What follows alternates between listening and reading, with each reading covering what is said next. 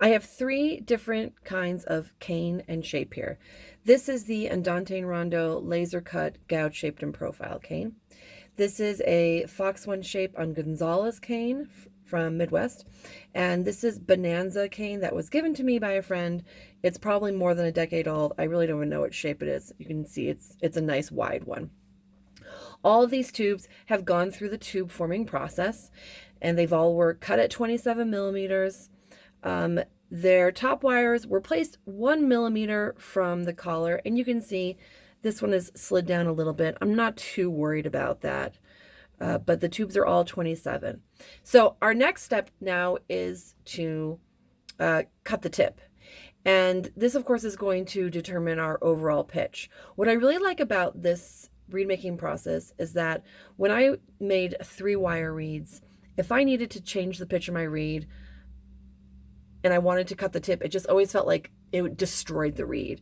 And I have found that if I cut the tip and I play on this and it's flat, I can cut the tip again. It finishes super easy. It's not a disaster by any means, which is another reason I love this reed making style.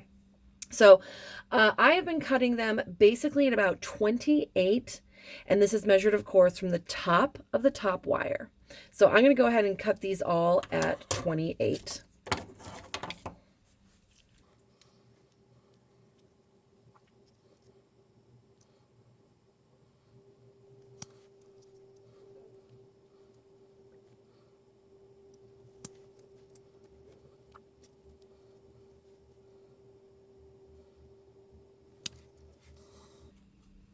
I play on two very different bassoons. In some ways they're very different, in some ways they're very similar. Both thin wall, a Moosman 150E and a Fox 201 from 1968. And the Moosman requires a slightly shorter reed than the Fox. But I have found if I just cut to 28, I'm good to go whichever bassoon I end up making these for, and I can cut it a little bit further, a little shorter if I need to, if I end up playing it on the Moosman. So again, another one of my favorite things about this remaking style is that no matter what your shape or your cane is, these reeds are going to finish easily, and they're going to be the best version of that shape and that cane. So of course they're not all going to sound exactly the same, but they're all going to sound with their own unique characters and qualities based on their shape and their cane. They're going to sound really nice. So let's get into this. In general, this reed style just does not require a lot of water, not nearly as much as I was using. And I live out west at high elevation. We're moving into our cold season. It is super, super dry. But we don't need to over soak this cane. And so same thing goes for as we are finishing it. It's going to feel pretty dry. And these are going to dry out, of course, while I'm working on them. So I think the one I'm going to start with is probably the Fox. I've been gravitating towards this. I've been using this a lot, and also Chris Lieb with my Fox bassoon.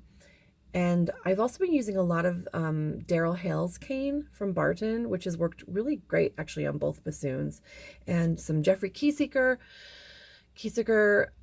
cane that has worked really well on my Moosman bassoon. So I'm just going to grab one of these and get into it. My first step is just to crow the reed. And as you can hear, it's a pretty tight crow. Not surprising. So the way I'm going to finish this is the way I have been working with this cane, and I've been doing this since, I don't know, since the spring, for several months now. So the first thing I like to do is subdivide this reed into 3 equal zones, like this. And the top one is your first zone, zone 2, and zone 3.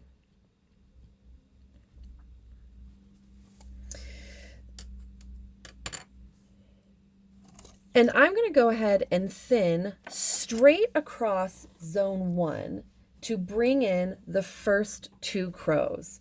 And I'm not going to worry. I'm going to go right over the spine and right over the heart. I'm not going to spend a bunch of time in the corners, just basically thinning that whole zone 1 very equally across.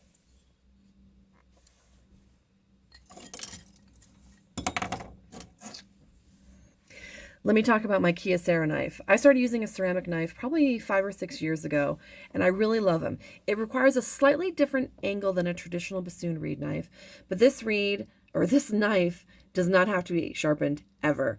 And if for some reason you feel like it does eventually get dull, which it kind of does, you can easily replace this. You could buy this every year for $20. You can get them on Amazon. It's just a Kyocera ceramic knife. I think it's actually called the paring knife, like a kitchen knife.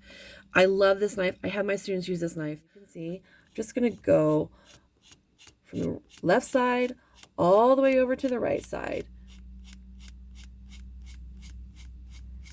And do this a few times. Our goal with this first step is to get the first and second crows to vibrate easily. Not just to kind of ish hear them. We don't want them to be tight, but we want them to manifest and vibrate rather easily by just going into this zone 1.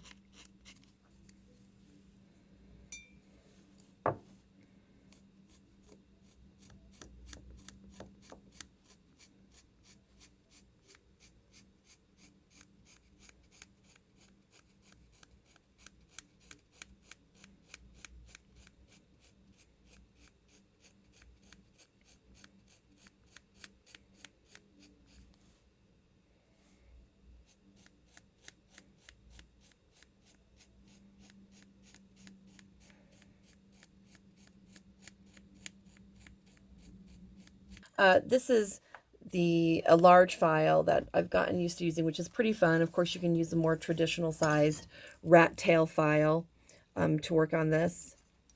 But you could absolutely just dig right in there with a file as well. I will say, if I am using a file, then I am going to start to kind of rotate off to those corners in the more kind of traditional thumbnail shape.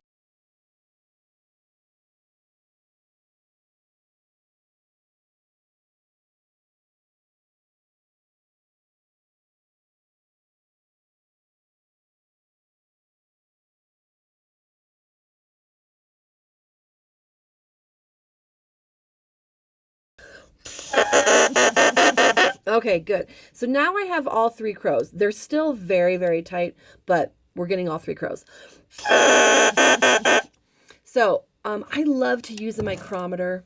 I know that my goal at the tip when I'm done with this read is going to be about 21/100ths of a millimeter. I am in metric, and so I'll just start referring to things as like 20, 120, things like that.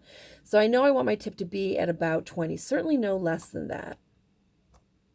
Okay, and I'm at about 37 right now, so I know I've got some more cane I can take off my tip. And of course we want to check for balance.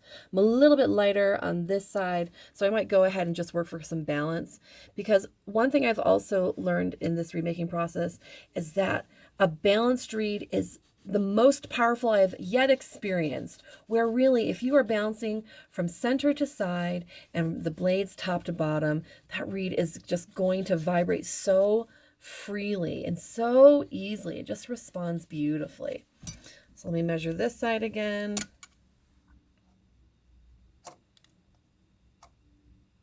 Good, that's a little more even. Okay. Crow again. And there's a real readiness to it. I don't know if it'll come through on the microphone, but I can hear it.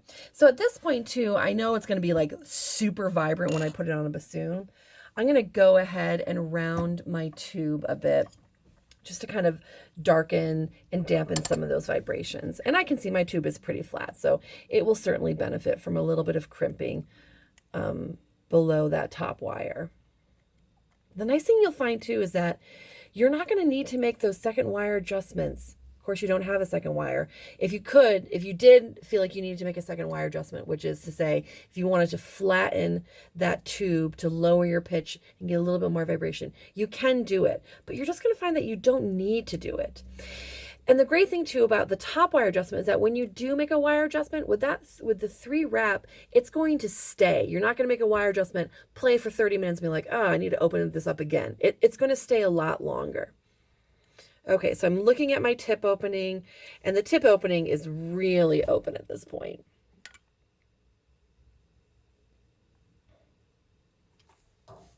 So I'm going to go ahead and just massage down that tip.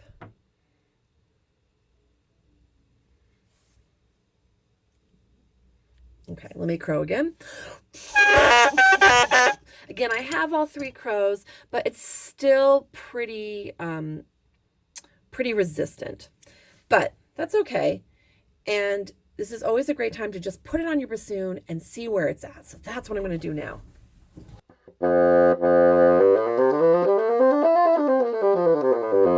This is the Moosman bassoon that you're hearing.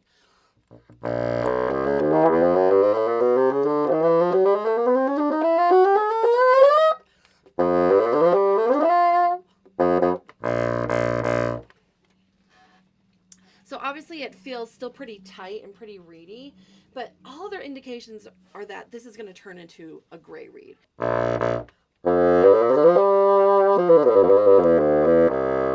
Because even though it's really reedy at this point, you can still hear the kind of nutty core and the warmth of the tone, but also that nice projecting sizzle. Now I'm going to play it on my fox bassoon.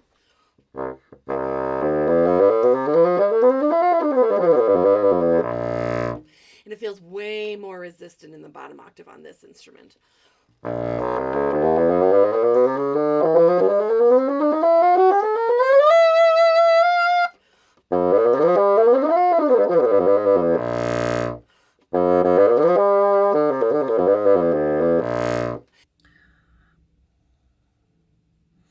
It's looking pretty balanced.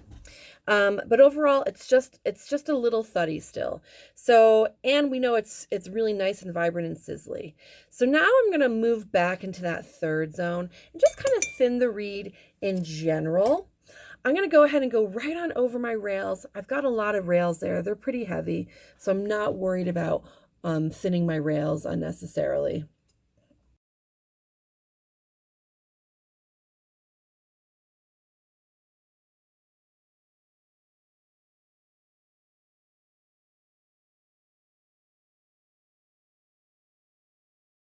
You have to change your pressure as you come towards that tip, okay? And then again, because we're trying to bring in that bottom vibration, go ahead and go right up that center, but you're going to go very lightly up the center. Very lightly up the center. Okay? And you could spend some more time with the tip if you felt like you need it. All right? We are working that bottom zone. That's really where we're taking the cane from, but we're blending all the way off the tip and letting the file rotate off the corner.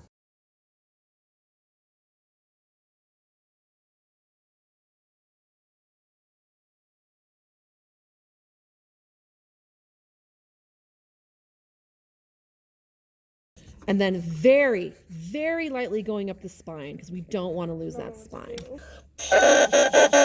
Okay, good. Now we're starting to feel that crow open up some more. General still feels a little tight. I'll also point out, though, that the rails are also still pretty heavy.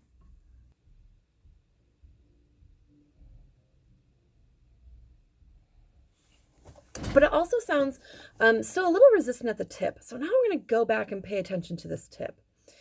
And kind of the ideal shape for this hand profiling of the tip is going to get a tip that kind of looks something like this.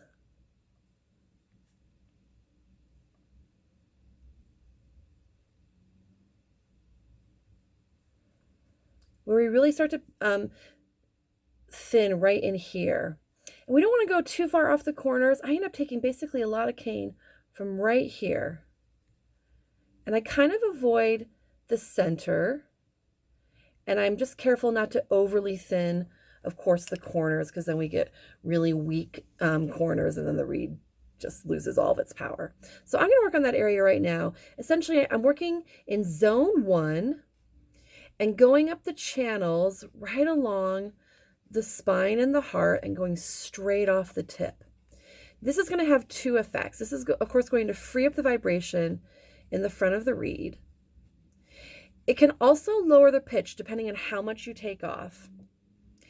And if you continue out to the corners, if you find that you are a little bit imbalanced from your center to your sides, of course, it'll help you if you go ahead and scrape all the way off to the corner like this. That will, of course, will help to balance it better. But also, if you do that, will darken the reed just a bit as well. And these, of course, are not new principles. It's just kind of putting them together in a different way.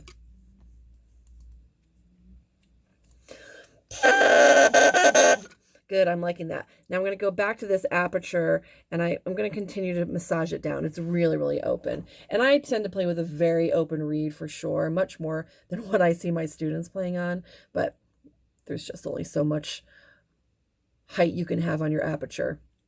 Okay. Yeah, now that's starting to come in. Still feels maybe a little tight in the back before I even play it again, because I can read that crow so well. I'm going to go ahead and just take a little bit more cane off the back.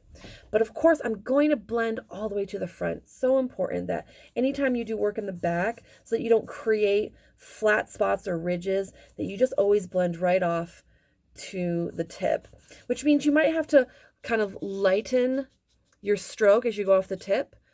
You know, you emphasize where you really want to take the cane off, and then just kind of lighten and blend towards the tip. But blending is so important. We don't want any flat spots. Flat spots kill vibrations, as do, of course, ridges. So if you work in one area and you take out a bunch of cane, and then suddenly the thickness increases when you move past that area, that's just going to kill vibration. And our whole goal, right, is to just have a reed that's so free-blowing. We want it to respond. Okay, and I love that. I love that sound. I know I've got a good seal on here. Ooh, now that's a nice crow. Okay, so let's play this again. I'll start with the Moosman.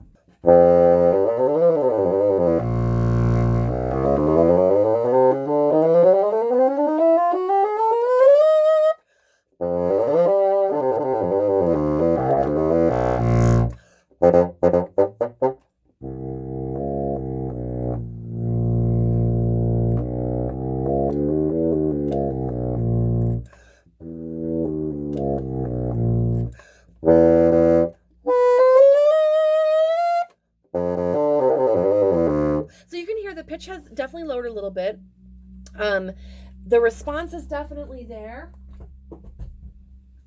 It has a lot of sizzle, but I still also think that my rails are probably a bit heavy, especially because they pretty much continue right up to the tip. And usually my rails will be, you know, the most thin, of course, in that top, in that zone 1.